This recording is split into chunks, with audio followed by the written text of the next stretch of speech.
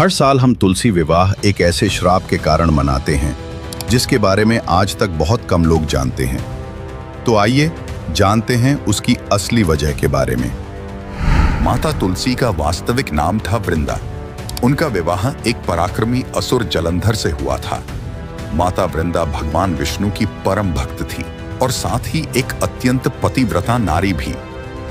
लेकिन उनका पति जलंधर तीनों लोकों में अत्याचार और आतंक फैलाने लगा, जिससे देवता भी भयभीत हो उठे। कहा जाता है जलंधर का जन्म भगवान शिव के क्रोध की अग्नि से हुआ था। समय के साथ वही जलंधर शक्तिशाली असुर बन गया और उसका विवाह भगवान विष्णु की भक्त वृंदा से हुआ। पर जैसे जैसे शक्ति बढ़ी, अहंकार भी बढ़ता गया। जलंधर ने देवलोक पर विजय प्राप्त कर सभी देवताओं को वहां से भगा दिया। देवताओं ने जब कोई उपाय नहीं देखा तो वे भगवान विष्णु के पास पहुंचे और अपनी व्यथा सुनाई। विष्णु जी ने कहा, जलंधर को हराने का एक ही उपाय है, वृंदा के सतीत्व का भंग।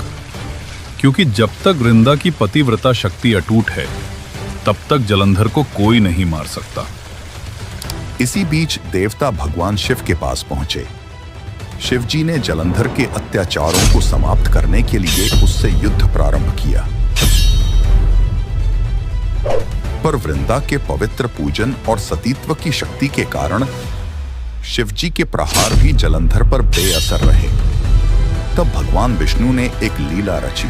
उन्होंने जलंधर का रूप धारण किया और वृंदा के पास जाकर खड़े हो गए। वृंदा ने उन्हें अपने पति समझकर स्पर्श किया और उसी क्षण उनका पतिव्रत भंग हो गया। जैसे ही वृंदा का पतिव्रत टूटा, जलंधर की सारी शक्तियां क्षीण हो गईं। युद्ध में वो भगवान शिव से परास्त हुआ और शिवजी ने त्रिशूल से उसका वध कर दिया। जब वृंदा को सच्चाई का पता चला तो वे क्रोधित और व्यथित हो उठी। उन्होंने भगवान विष्णु को श्राप दिया, तुम पत्थर के हो जाओ, तुमने अपने भक्त के साथ छल किया। अपने भक्त के श्राप का मान रखने के लिए भगवान विष्णु शालिग्राम रूप में पत्थर बन गए और वृंदा अपने पति की चिता में जलकर सती हो गईं। वृंदा की चिता की राख से एक पवित्र पौधा उगा, जिसे भगवान विष्णु ने तुलसी नाम दिया और अपने पाप के प्रायश्चित के रूप में कार्तिक मास की शुक्ल एकादशी के दिन भगवान विष्णु ने स्वयं तुलसी से विवाह किया। उस दिन से आज तक हर वर्ष कार्तिक मास में तुलसी विवाह का पर्व श्रद्धा और भक्ति से मनाया जाता है।